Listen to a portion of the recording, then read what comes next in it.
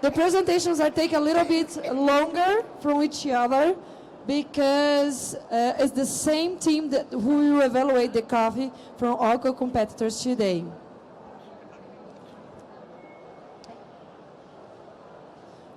So, representing Malaysia, I would like to say welcome and good luck to Regine Wai We Bang.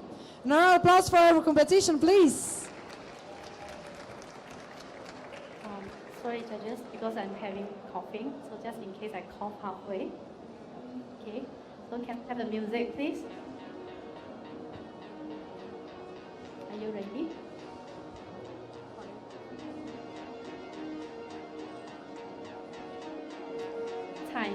Hi judges, I'm Regine from Malaysia. Today I'd like to present to you my coffee by using siphon. All this while, I think siphon is such an amazing brewers that I would like to share with everyone here today. So let me start my preparation. The beans I'm using today is by Panama Geisha Limited Lot of Founder Series. This geisha variety grow at elevation 1,600 meters above sea level in Ciudad del Pengo, Panama. Harvest period is in December. It is basically a natural process of the whole dried cherry under a controlled humidity and temperature which lead to a fast-forward fermentation happens. And the challenge is to manage the race between the good rot bacteria and the native yeast with a sufficient supply of the oxygen to enhance the fruity glucose and the moisture content of the beans. That's why the Jose Alfredo process always able to produce interesting flavors, which you'll be able to taste it later when I serve you the coffee.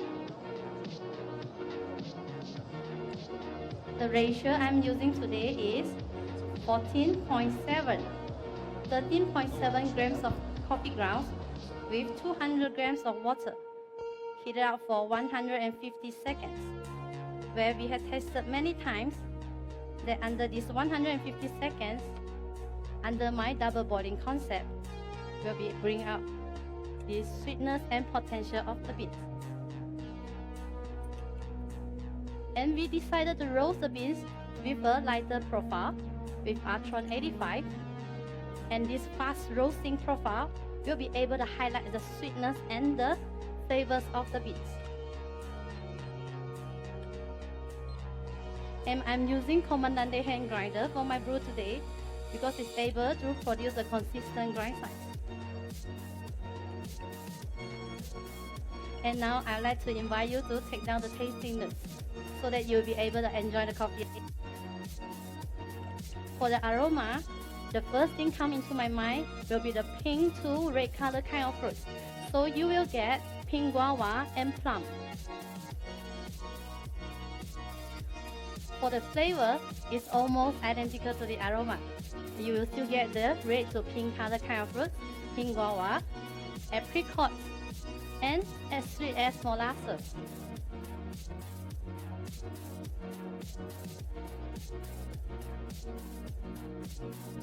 The aftertaste of this coffee is long, sweet lingering with pomegranate juice and calcamic finishing.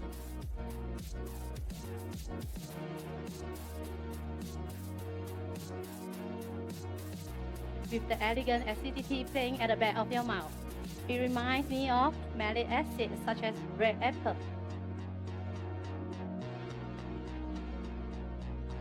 And when the temperature reduces, it is brighter, so it becomes brighter and it is pleasant but never dominant. The aftertaste of this coffee, the mouthfeel is relatively smooth, silky, rounded with light to medium body when the temperature reduces.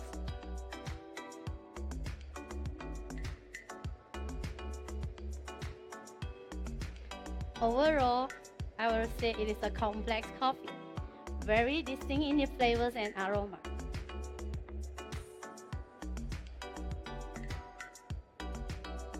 I believe this is due to the unique process of the beans in the farm. So judges, all the information I have mentioned is written in front of you. Please feel free to take it with you after my presentation. And because it is a siphon brewing method, usually when I serve to customer, I will ask them to just let it cool down for a while. But I prepared the chill server so that it can help to bring down the temperature and it will not burn your tongue. And I will have a special instruction for you. Once I serve you the coffee, please just assess the aroma, and I will let you know when will be the best time to assess the coffee. And also, I have specially selected this open ring wine glass because this glass will give you a very nice experience when you are trying the coffee, especially for your, not only for your palate, but also for your nasal sensation, especially when the temperature reduces.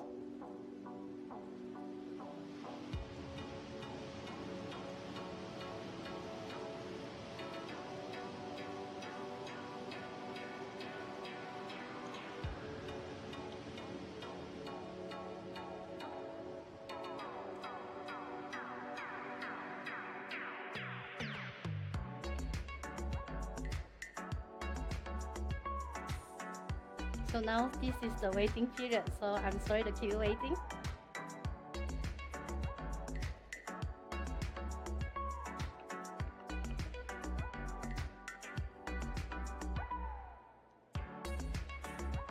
And while waiting, I would like to clean up my station, so please excuse me.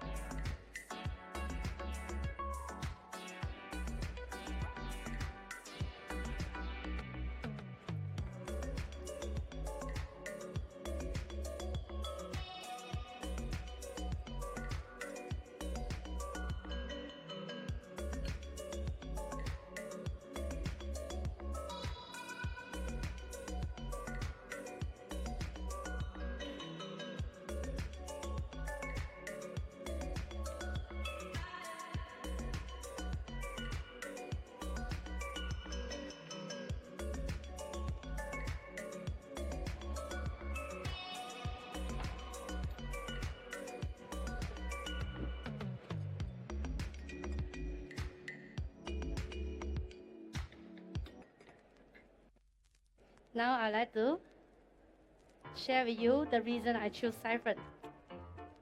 First, siphon always able to produce consistent extraction yield to the cups. This can be done by precisely control the brewing temperature and the brewing time. And because it is also an immersion method, so siphon coffee produced also very close to the flavor we get from cupping. Second,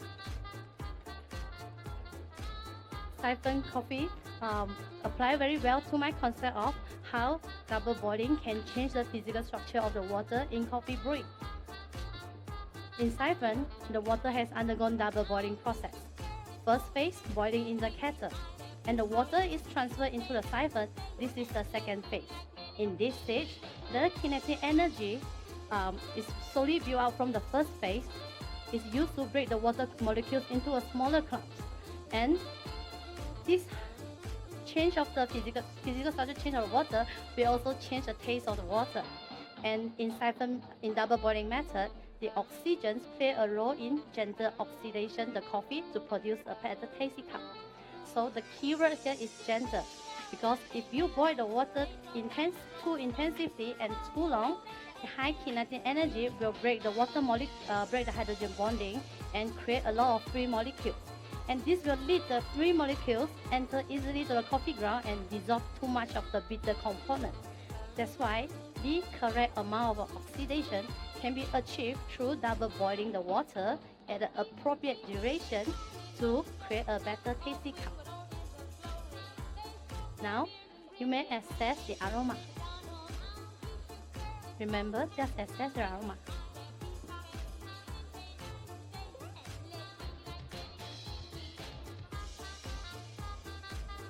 Just assess the aroma.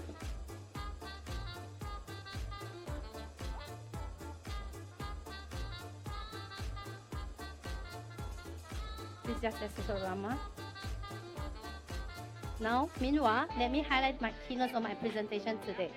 First, it is important to get the correct amount of oxidation through double boiling at an appropriate duration to produce a tasty cup. Second, it is my intention to get more people to appreciate siphon coffee. Last but not least, the actual reason I chose siphon is because siphons always makes the siphonist look sophisticated and charming. So now you may start to assess your coffee, and I hope you enjoy my presentation.